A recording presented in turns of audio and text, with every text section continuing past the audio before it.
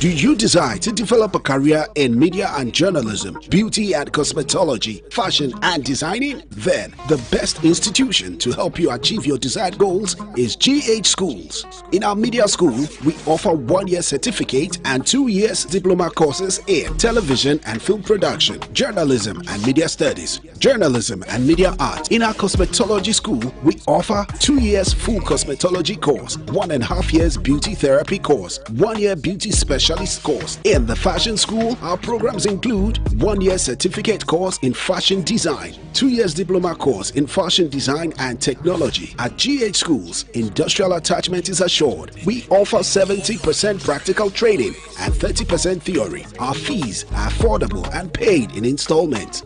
Register online at www.admissions.ghschools.online. GH Schools. Train, practice, achieve.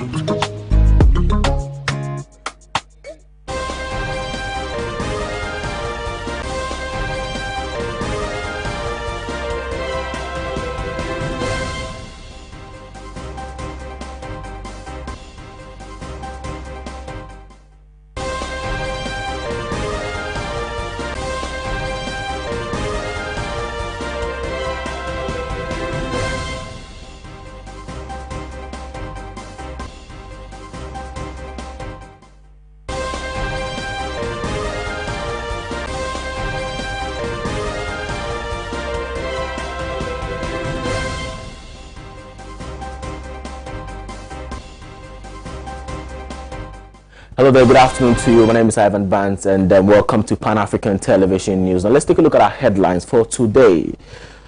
Now coming up, John Mahama begins Greater Accra Regional Tour. UN envoy urges Ghana to uphold free, fair elections. And on business, rent advance will be paid to landlords directly. Nana Komia on campaign promises. And on international today, Slovenian left parties Levica protest government refusal to hold referendum on military purchases. Now this and any other stories coming up shortly. Do stay with us. We'll be right back.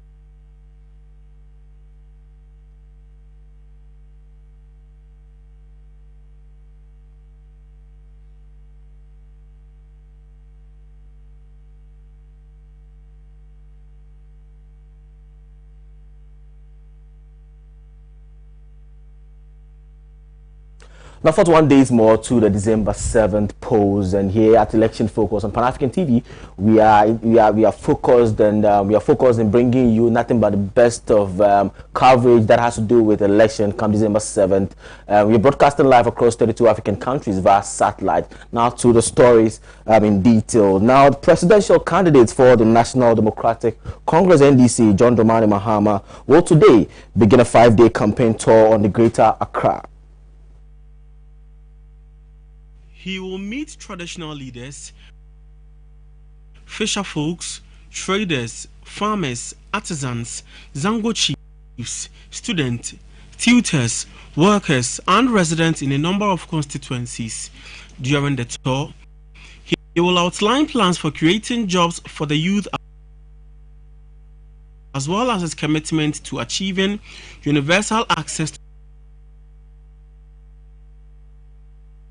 to healthcare through the implementation of the NDC's free primary health care plan. He will also address the concerns of students, fisher folks, and conclude the campaign on Saturday, October 31, 2020. Mohammed's tour of the Greater Accra region follows his combined 10-day campaign tour of both the central and western regions that ended last Friday.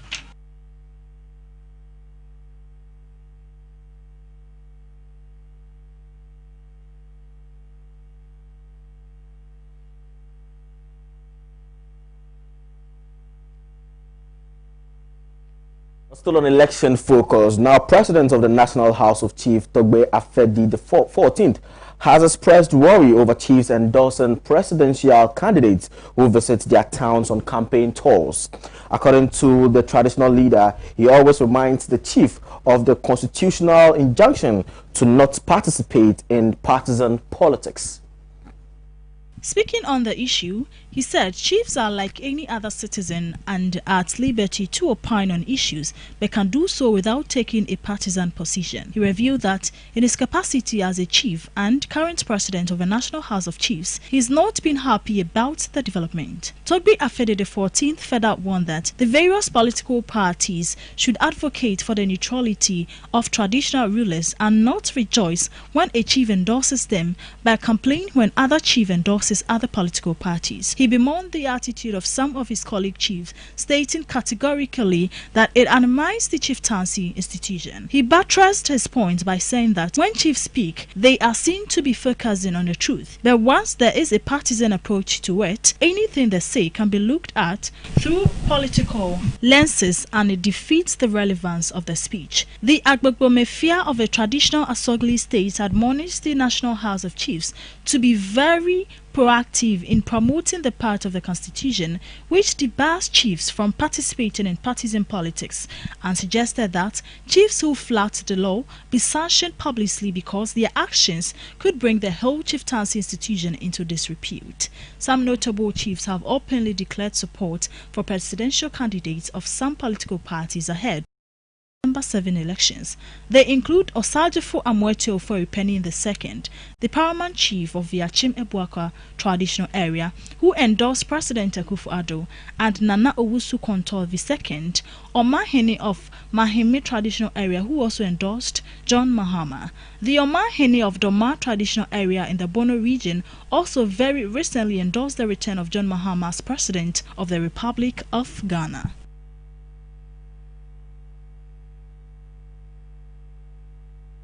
Still on election focus. Now, it's 41 days to December 7th polls, and whilst political parties trumpet their policies the loudest, voters are still weighing availability alternatives and track records to inform their decision. Today on election focus, we hit the streets of La Paz in the Okankwe North constituency to find out from voters what will inform their choices.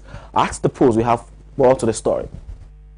The December 2020 general election is fast approaching, and while the NPP is campaigning for 4 more to do more, the NDC is also saying that they have the People's Manifesto, which captures the various facets of development, so as that of the NPP, from education to employment to the economics to security and what have you. Today we are here at La Paz, here in Accra, to find out from voters exactly what would inform their decision when they go to the polls on December 7. Abban, then I'll be consider about only the Mahama and Metuamano because why you be there?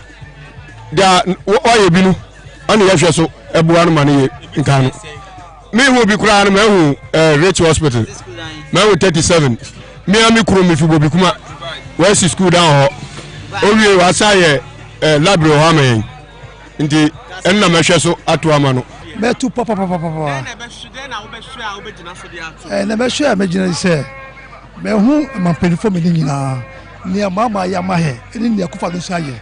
Mama near Okan, Mousa Wayabi, Bakufa beginning near Okan, Mousa Wayabi cry. In some mammy, me knew to say, Mama no can bet me I am a canna for no. Until we met to my mama. Metupa, by the way, Metupa. Metupa, my red pa. Okay, I want to miss my name for because me back for education. Into the banana, Akufado. Free education into Adeba kone say me dear coming kwa. Dear Bema minor coso and here yina. What I say, Obi per education, obi per coin, obi super edan. Yina ya pese Ghana mine be coso. Ye bambo, ye say ye ton ade asebio ye better mayen. Ye say ye benye sikade aye juma, ye loans aye de be juma. Esa okoji loan na interest ne so. Wo be kokra ne ma on be ka so moji collateral na de. Nti ya inde be ma ahoto be ba ye nso ye ton ade ye ho beto ye. Na ye man so betimi akọ school papa ye ho beto ye no ne hia ye. The minister free education ti ana me so meto Abban na do. Ana afen so nursing training allowance de ka mu nyina ya ba buy and then you try muka teacher training in allowance tinanado ono aneko oh nyama bia me consider ne say me meto am MPP because enye nanado anka me ko school second term we this year because of free education in tia buy na am timi kwa ma me like one stress or school fees ne PTA dues name books the or the mammy co school near provisions pay intimato my MPP because I know no and come across second term because Mrs. Tapino call second term but by an am quaint intimato my MPP and I'm a doma so and I'm a son so at some my books are phone in our man I buy a battery metua magum because MPP near and this adores.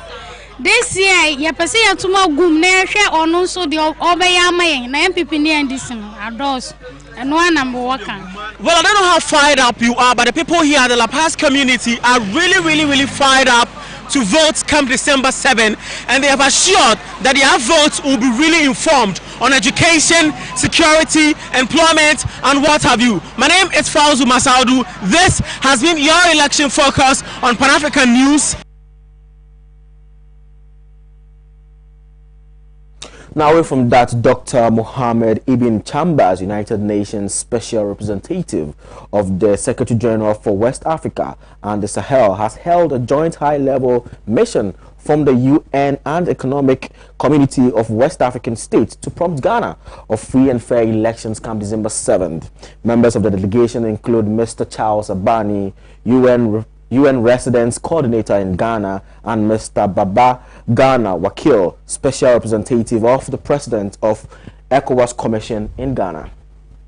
Dr. Chambers, who led the delegation to the Office of the Minister of Foreign Affairs and Regional Integration, Madam Shirley Ayoko-Boche, last Friday said the visit was to remind Ghanaians of the need to support peaceful, inclusive, transparent and credible general elections. He said the joint mission had been touring nations in the South region, which were scheduled to hold elections between now and the close of the year, and was in Ghana to remind citizens of the impeccable records they set for themselves in the conduct of credible elections. Since their arrival, he said, they had met with Chairperson of the Electoral Commission, who briefed them on the level of preparations towards the elections, revealing that the Commission had assured them of credible elections and was not ready to dent the image Ghana had established for herself all these years. The International Civil Servant stated that the delegation has already also met national executives of both the governing New Patriotic Party and the opposition National Democratic Congress, the National Peace Council, National Commission for Small Arms and Light Weapons and other relevant stakeholders in a forum in Accra. The National Peace Council, National Commission for Small Arms and Light Weapons, and other relevant stakeholders in a forum in Accra. Madam Ayoko Boche commended work done by the team so far towards the conduct of peaceful, free and fair elections and for the ongoing effort to calm tension in Guinea and Cote d'Ivoire. She noted that Ghana held in high esteem her commitment to democracy, good governance, the respect for human rights and rule of law, which have underpinned the country's political dispensation. She assured the delegation of the government's support and commitment to work closely with stakeholders for peaceful, free and fair polls in Ghana. The Anyaso lawmaker expressed the hope that stakeholders would put the interests of the country above all other considerations to maintain Ghana's enviable image as a beacon of democracy in the region.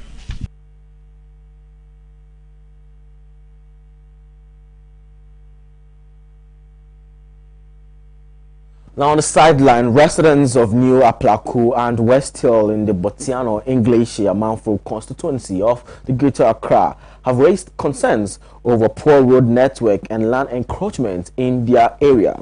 Now, according to them, the exceedingly worrying situation has been swept under the carpet for years in spite of assurances by the authorities.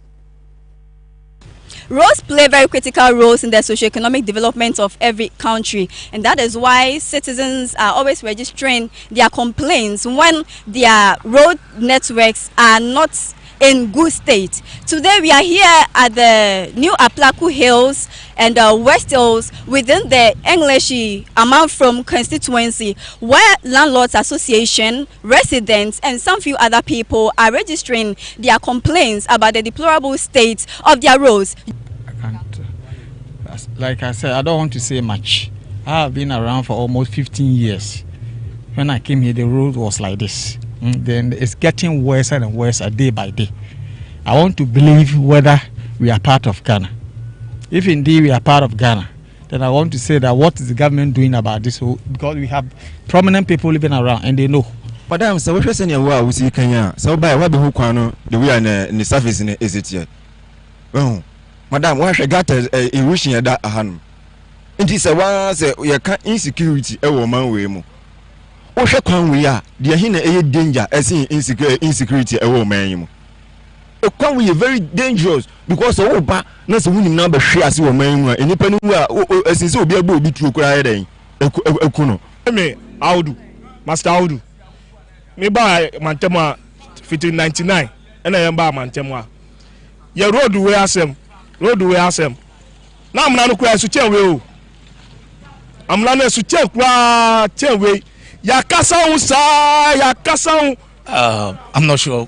To be honest, I'm not sure they have really done anything, because since I moved in here about 5 years ago, anytime the road is in a mess, it's the association that put our resources together, and then we do it. I remember 2 years ago we spent almost about 14,000 to do the road. So if you're asking about the assembly, no, since I moved in here 5 years ago, I've never seen them do anything about the road. In fact, our road is very bad. For the past 4 years now, there's nothing taking place on the road. Our road become a manhole.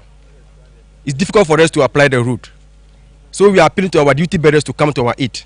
We are suffering too much. We are begging them to come to our aid. We always go to Abusokan to buy parts, but the following day, it's not in good shape now. So we are appealing to them to come to our aid. The road is very bad. Otherwise, one day we are going to block the route. Nobody can pass through the route. Na me pesa mgusa Ghana mpenimfo se yanso ye ka Ghana ho a ifi se beye mfie nwatwimu ani mfie dumu ni ayeti hei yakwan we de gise ensu ambonani pre na se obi aka fie eminan kase wo ha tipa tax point mi mbada ka senketwa na yeti huni o ya bra mitimi hu se mpenimfo no omudwune ho so omundwune ho na etwato no midima sambe ba wi Pan African TV nyankopon hira mo adwuma efo afi se Sajuma we na mu ye de aboa Ghana man se ye nyamu subi dadada ti se ya enkanyen se ye sa kwanfu we na enim se station kase a Ghana hande wiase nyina no obi a hwe no obi etie ne mpenfo no omo so hwe e na omutie tie enim se mo aba ha die efiti na ekwa die ye be hu se ye kwan we machine sisisu a eye adwuma fi se ya ka achi. So I would like to say the obvious. You can bear with witness with me that the road is really deplorable. In fact, so much erosion has occurred.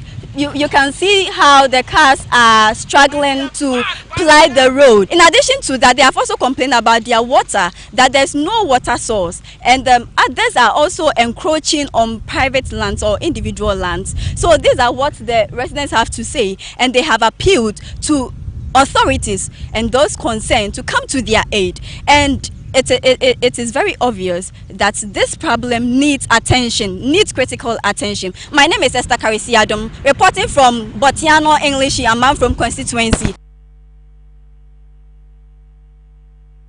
Now let's cross carpet to Volta region, where the former Volta regional minister and member of parliament for Karachi West, Honorable Helen Adwa Ntoso, has heavily criticized the New Patriotic Party for abandoning the KJB road without tangible reasons. Now, in an interview, she also questioned the ruling government for the undue delay in completing the project inherited from the previous administration.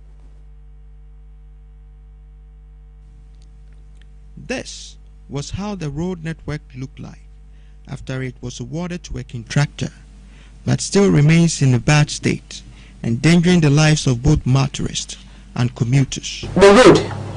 The road from Dambai to Karachi was so bad. It was taking us 2 hours from Dambai to Karachi. Then the NBC, JM knows that we were traveling on a very bad road. So a contractor was awarded this contract to construct the road for us. And this contractor is First Sky Construction Limited. He is a very good contractor. From 1964, we've been driving on bad roads. So if the contractor has been awarded this contract, and to tar, we were all singing praises to God. According to her, the president's talk and promise to construct the road should be taken as a complete failure on the part of the government. So I had to ask an urgent question for the Minister for Roads and Highways to come and answer why the contractor was not asked to go back to work. Then in Parliament on the floor, he said they had finished the auditing and they have found nothing wrong or with the contract, so they were going to ask the contractor to go back. Then after 5 months, the contractor was asked to go back to work. Now you've got to pay the contractor to speed up the work. Then we realized that the work has stopped. So I've got to ask another question. The lawmaker also urged well-meaning Ghanaians in the OT region to desist from aligning themselves with the New Patriotic Party, as it deliberately delayed the project for years and deprived them of access to the facility. How? Don't we deserve good roads? Now they have stopped the contractor. When he recently came to Parliament and said they have rescoped the work, and that as for the Karachi town roads, they have decided to re-award the contract in 2021. Meanwhile, Road Minister Mwaku Kwesi Atta has assured Ghanaians that the Eastern Corridor roads will be completed by close of the year. He revealed this on the sideline of President Nana Danko's tour of the Greater Accra region. The contractors are on site, and after cutting the sod about an hour from now, before tomorrow, work would have started. So the entire 64-kilometer road between Ashama Junction and Akosombo is going to be worked on. And it forms the first lot of the Eastern Corridor Road. You to know that as we speak now, there are 7 different contractors on the Eastern Corridor Road.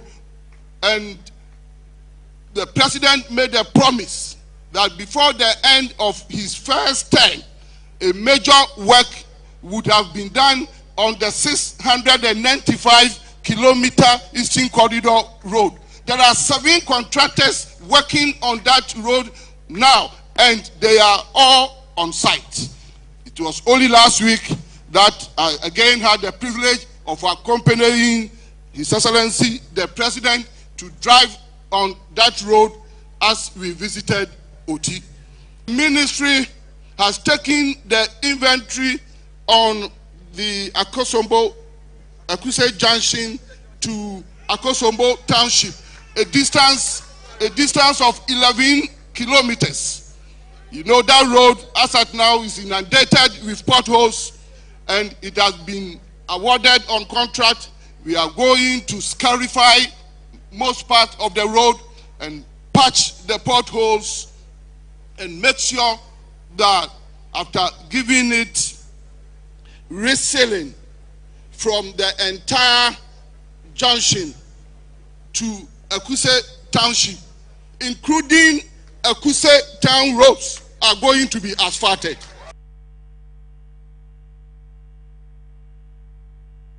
Away from that, the former district chief executive officer of Adansi South, Benjamin Anawari, has advised the youth to look for better and lasting means of livelihood instead of depending on government for white-collar jobs after acquiring education. According to him, no government fully absorbs the youth into any white-collar jobs in the country. Now, there's more to the story.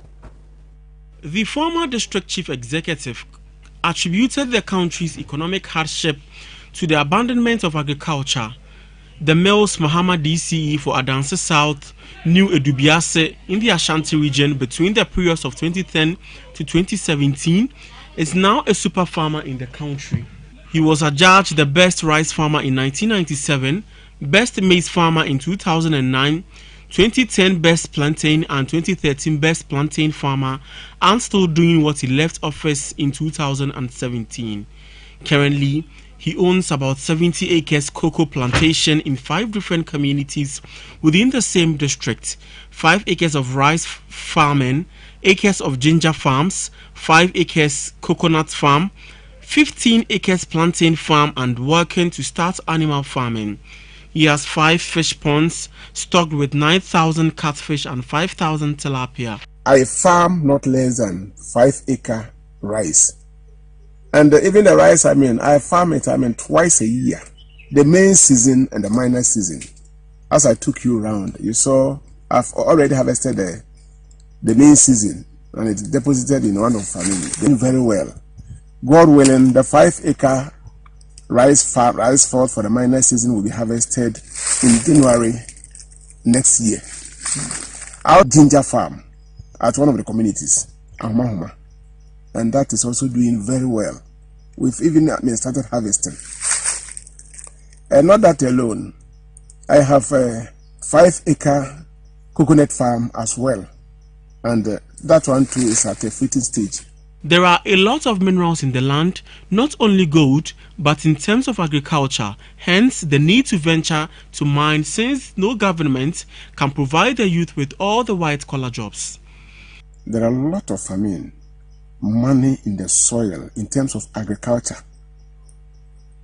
But the problem we are facing in the country is everybody is looking for white-collar job, which is not available.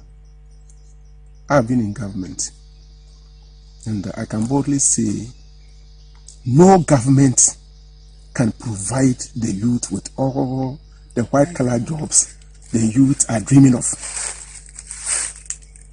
I want to take this opportunity to advise the good people of Ghana agriculture, because there are a lot of money in it. Poultry, small ruminant like rabbit, snail farming, fishery, a whole lot. As well as, crops. The ginger I'm talking of, as I speak, 1 bag costs 300 Ghana cedis, and it's money. He also advised politicians and all meaningful Ghanaians to go into agriculture since it's a means to support their livelihood to boost economic development, saying this is the only means to arrest the cedi against the dollar. So I'm advising the entire people of Ghana to go into agriculture because there is available land. We ignore all these things, import Now, on our health story today, we bring you amazing benefits of bodybuilding. Now, bodybuilding can help contribute to better bone health. Research has proven that the resistance training associated with bodybuilding puts strains on your bones and forces them to adapt and become stronger and denser. These can help you prevent the onset of osteoporosis and even make you less susceptible to breaks and fractures. Bodybuilding is very much a visual sport. A bodybuilder's impressive physique is hard to ignore and recognizable. Although these athletes spend much insane amount of time in the gym and perfecting their diets, how does this sport affect their overall health? The intensive weightlifting and strength training that bodybuilders undergo changes their bodies, making them stronger and leaner. Building muscle mass is not only healthy in the short term, but can also have long-lasting health benefits. For example, age comes a loss of muscle mass and strength attributed to sarcopenia, the natural and normal decline in muscle. Building up muscle mass earlier in life can help you to slow down this natural muscle decline, keeping you stronger for longer. In the long term, it can help you to live independently and maintain a better quality of life in your later years, though it does come with some potential downsides. Unfortunately, while bodybuilding can benefit muscle and bone health, it can be detrimental to your overall heart health. For example, intense lifting, such as lifting more than half of the overall body weight, can put you at risk for tearing your aorta and often fatal heart injury. However, this risk is only for those who weight lift to the extreme. In moderate amounts, strength training is also highly beneficial for your heart and lung health and can improve the function of both these vital organs. Along with weightlifting, bodybuilding is often associated with strict dieting to help get as lean and big as possible. Unfortunately, research has it that many bodybuilders tend to restrict caloric intake and upload on protein while leaving out the important vitamins and nutrients. However, unhealthy dieting does not have to be part of your bodybuilding routine, and maintaining a healthy diet can help you to reach your ultimate fitness goals. Some bodybuilders may even develop a distorted view of their bodies called muscle dysmorphia in their effort to become bigger and leaner. Individuals with muscle dysmorphia are preoccupied with not being sufficiently muscular or lean, and as a result will develop unhealthy behaviors such as spending excessive time in the gym, adhering to unhealthy diet plans, and compulsively comparing and checking out their physique. That's all for our local stories. Now we'll go for a break. We'll return with some more insights in business. To stay with us.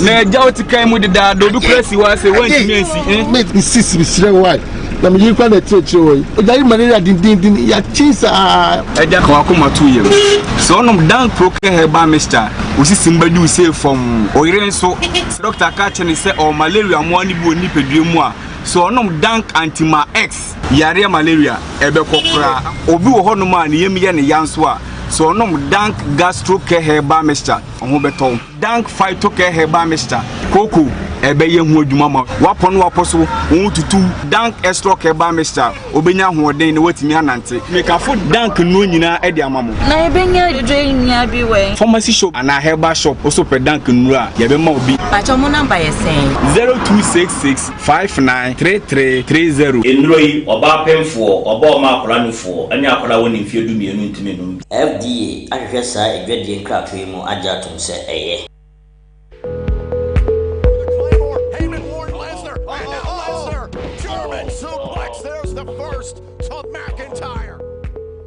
and until I decided true man capsules and so a day brand.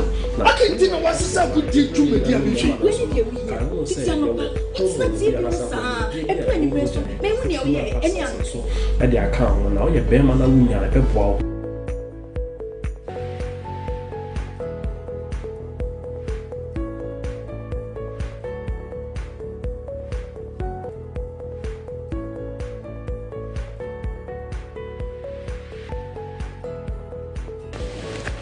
Hey, Truman capsules. One mama ya bema bion.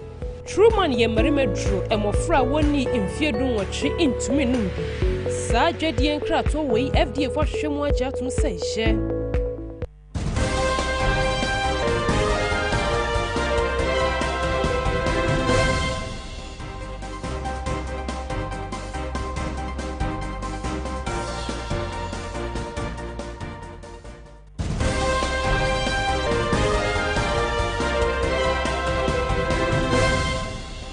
Alright, so welcome back from that quick commercial break. Now let's do some business story. Now the governing New Patriotic Party has promised to pay the rent advance of Ghanaian youth in its second term.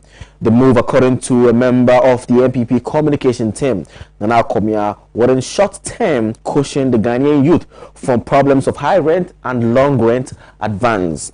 The rent advances, Nana Komia explained, will be paid directly into the bank account of beneficiary landlords. Is what we call the National Rental Assistance Scheme. Now this scheme will be set up very quickly in the next 4 years of the NPP. Now this National Rental Scheme for young people has the following features. It will provide loans to Ghanaian youth at very, very low interest so that you can pay for rental accommodation. Now, the monies will be paid. Landlords who desire to rent homes will register under the scheme. The advanced rent of 2 years or 3 years will be paid directly to the landlord, and you, the beneficiary youth, will just pay monthly payments to the scheme. So you would not have to look for all these huge amounts of 3 years rent, 4 years rent, and so on. You just have to look for the monthly rent. The scheme will take on the advance payment on your behalf. So in the next short years, 2-3 years, 1 year, 2 years, the issue of rent advance will no more be a big issue worrying young people. The government will set up a seed capital of 100 million cedis that will serve as a seed capital, and that will also be used as a leverage to attract additional investment from the private sector and so on.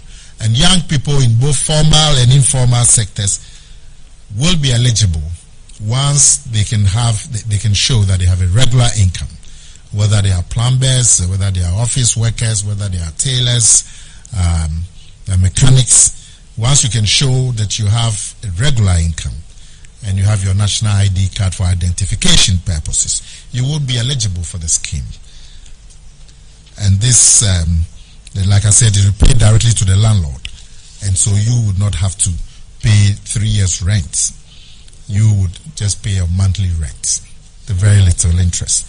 And government to implement the necessary regulatory and operational policies to anchor this policy. Indeed, as we speak, there's a new Rent Control Act that is in line with this new policy. And this new Rent Control Act has already been drafted for review by Cabinet. So this is a major step that the government of the NPP will take to solve a major problem of young people in this country, which is the issue of high rent and the issue of rent advance.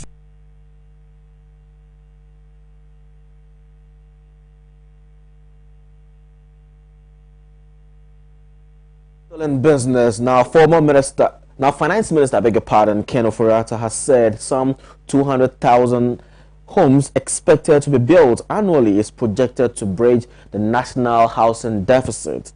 This comes after figures from the Ministry of Works and Housing revealed that Ghana's national housing deficit reached some 2 million units in 2019. Now, speaking at the launch of the National Housing Mortgage Fund estate in Tema, Mr. Ofori-Atta indicated that the intervention is necessary to afford a lower middle income Ghanaian a decent and affordable housing scheme. World Bank reports that our population of 30 million in 2018, up from 19 million in 2010, even as a proportion of those living in urban areas rose from 43.9% to 55.3% in 2017. Meanwhile, estimates from the Ministry of Works and Housing, as indicated by the Minister, indicates that the national housing deficit had reached 2 million in 2019. To address this, we know that we must continue to confront the issue of housing in a manner that matches the pace of urbanization and demographic change. This will mean some 200,000 homes a year when we are at full throttle. We must recognize that successive governments have implemented various housing schemes to address the housing deficit and propel economic growth. While these schemes have been helpful, they tend not to be sustained in a desired manner because of a lack of follow-through of projects from one government to another, high cost of inputs, which is sometimes about 50% of the construction cost, infrastructure cost, which is 10 to 30% of the prices of our homes, the land tenure system, the lack of standardization, and of course, the issue of financing. So for us at the Ministry of Finance, a key part of the challenge is to find a more sustainable financing framework which allows the government, private sector players, private financing such as banks, investment companies, pension funds, and insurance companies, mortgage finance companies to effectively cooperate and work together for progress. This is what Mr. Agliko and the team at the Ministry and the National Housing Task Force of the Ministry of Works and Housing have been working on, and this is part of the realization. So it is in recognition of this that we worked with our partners to operationalize key intervention in the housing market, including this National Housing and Mortgage Initiative, which underpins this gathering today.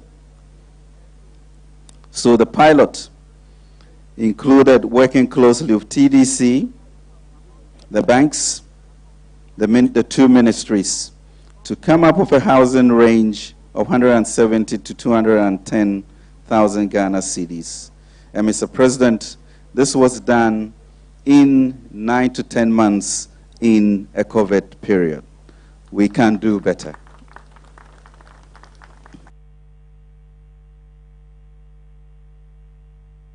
So that's all for business. Up next is international news. Stay with us.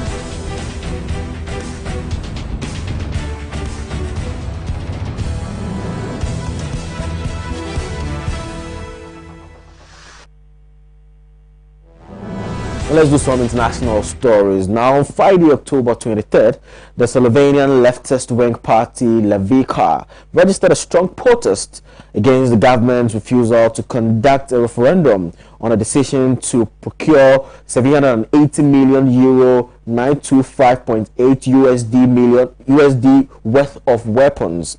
The government a day before had clearly ruled out such a process, which had been postponed by Levica, drawing criticism from the progressive sections in the country. Levica has stated that it will challenge the government's refusal in the country's constitutional court. According to reports, the government earlier proposed a bill in the National Assembly to earmark 780 million euros for the Slovenian armed forces. This amount would be used from 2021 to 2026 to procure equipment and arms for 2 medium-sized battalions that would serve the North Atlantic Treaty Organization. In August, Levica slammed this proposal as unwanted and called for a consultative referendum on the arms of purchase. Several opinion polls have indicated that most of the people in the country are against the government's plan. Levica has stated that after 2 months of burning discussions on 780 million worth of purchases of unnecessary weapons, the government suggested that the National Assembly ban is a legislative referendum against this law. The reasons for these are very clear. People refused the biggest purchase for war in the history of independent Slovenia in the time of a health, social and economic crisis. But now it's not just a matter of wrong priorities anymore. Now it's the question, does Slovenia have a people, or, on the contrary, a political caste, which is ready to sell the country for foreign centers of power and military-industrial complexes for its selfish interests and some change in the form of commissions? And towards this, people are being taken away from the most basic mechanism of democratic decision-making, a referendum, the party added. Levica also announced that it has been holding discussions with 3 opposition parties with the objective of ousting the government. Slovenia currently has a minority government led by James Ginza of a right-wing Slovenian Democratic Party, SDS.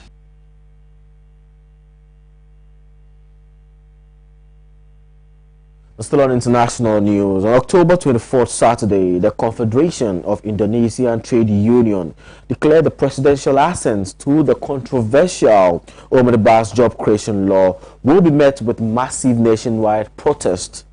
It is expected that President Joko Widodo, also known as Jokowi, will give his assent to the law in the coming days. Faced with this possibility, trade unions in Indonesia are planning for future protests and a legal battle if necessary.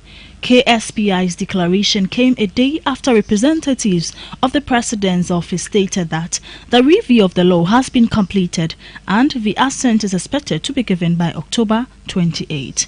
Widodo's government has advocated for and drafted a sweeping omnibus law, claiming that it will give rise to 9 million jobs. The law amends and replaces dozens of federal protections to environment and labor rights. In a public statement, KSPR chairman Said Abban said that the 800,000 member-strong trade union confederation will stage protests beginning from November 9, along with other trade unions, until the law is repealed. He added that the union is still open for a dialogue with the government. It's the exploitation of labor that we are against. We are ready for dialogue, even ready for a debate if necessary in an open public hearing, he said. The president has a 30-day time limit to give assent to the bill, which was passed by the People's Representative Council, the lower house of the Indonesian National Legislature, with little deliberation on October 5.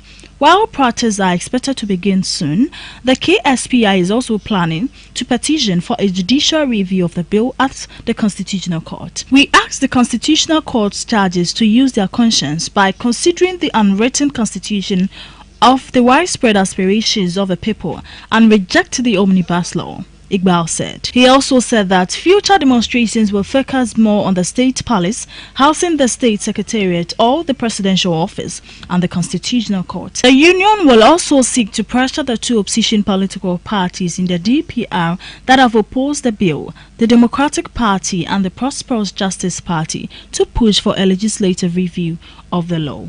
A legislative review, much like a judicial review, empowers the national legislature to review, amend or strike down parts of the whole of a legislation once it has been passed. According to Jakarta Post, the 2 parties seems less inclined to follow that route to challenge the law, considering that it has often ended up being a tedious and long-drawn process.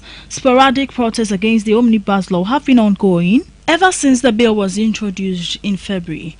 Massive protests broke out after the bill was carried through the DPR in a controversial manner with little debate or deliberation earlier this month. The government responded to the protests with repression, with nearly 6,000 arrests so far, including journalists, students and activists. Several cases of intimidation of journalists have also been reported.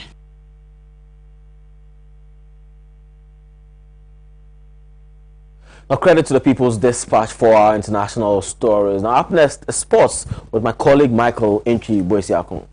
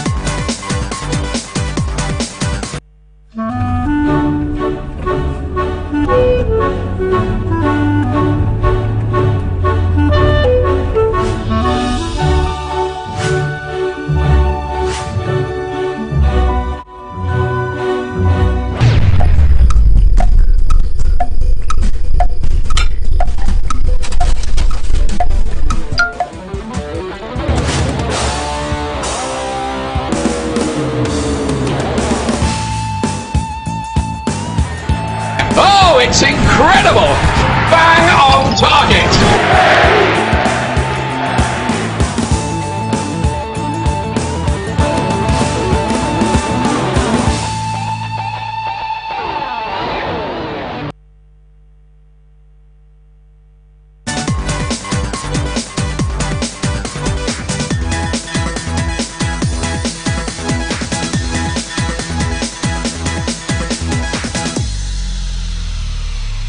Hello, good afternoon. Let's do some sports on the midday news. My name is Michael Nchuvosiakon, and let's begin with some football. And the Ghana Football Association has said it will organize a workshop for the Ghana Premier League media officers and venue media officers on Thursday, 29. There is more to this in the following report. The Ghana Football Association, GFA, will be hosting all 18 Premier League club media officers in a workshop which will be held at its conference room on Thursday. The one-day workshop is to give club and venue media officers a better understanding of media operations before, during and after Premier League matches. This will also aid the media officers to appreciate the standards for media operations and new media opportunities in promoting their clubs, venues and leagues.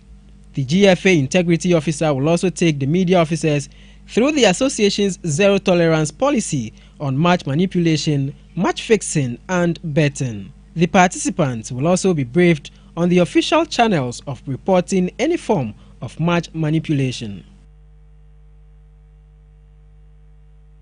Still in the world of football, Ghana striker Rafael Jamina has expressed appreciation to Danish top-flight side Velji BK despite having his loan spell terminated after just 2 months with the club. The Superligan side has stated that they are not going to be with the player anymore due to his worsening heart situation. There is more to this in this report.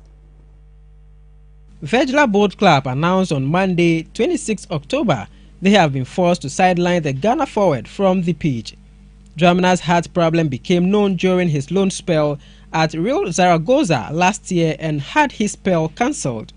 The Levante-owned player had a heart surgery in January, where the 25-year-old attacker had an ICD implantable cardioverter defibrillator to keep the track of the heart rate. His arrival at Vejla saw the club's health staff and medical team regularly monitor him in training and during matches and came to the conclusion that it will be risky to continue playing him.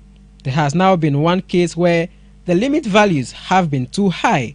We must, based on a health professional assessment as a club, take the consequence of Raphael is therefore taken off the field. Vejla Boat Club Technical Director Jacob Kruger explained, I am truly grateful for the opportunity that Vejla Boat Club gave me to play football again. Now I have been taken off the field and I'm under medical supervision. Dramina also responded. Dramina registered 2 goals in 5 matches for the Danish outfit.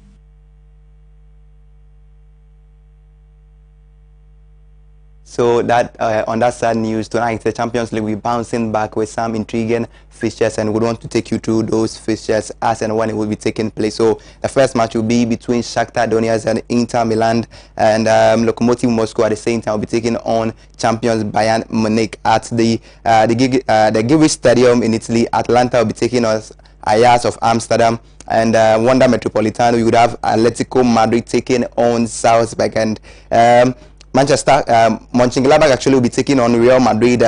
Lyon will be taking on Marseille, will be taking on Manchester City, and at the Dragao, Porto will be taking on Olympiacos. Anfield would host Liverpool against the Midlands, so that will also be the game that will be taking place at the Anfield. So those are the games I should be expecting in the Champions League. Bringing an end to sports, my name is Michael Nchubu-Osiako, and that's the Entertainment News. Stay tuned.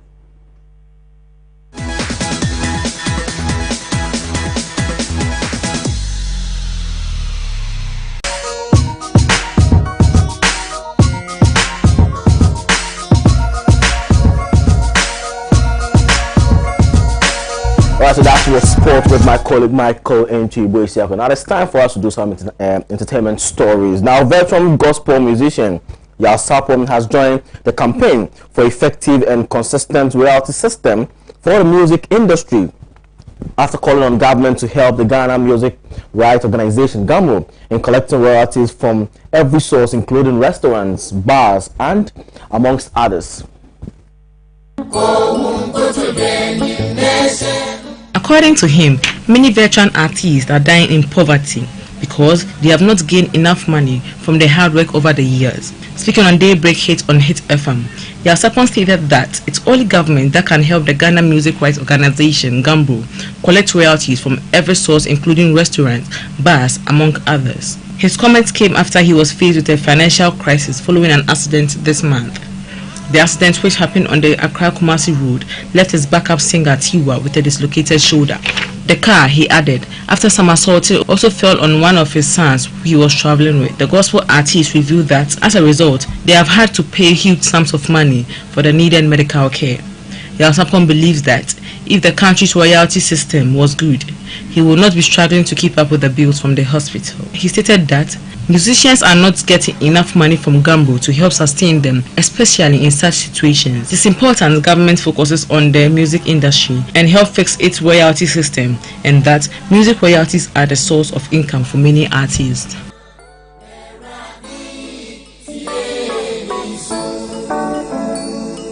So that's all for our media news today. But before we leave, let's take a look at our headlines. Now, Mahama begins Greater Accra Regional Tour.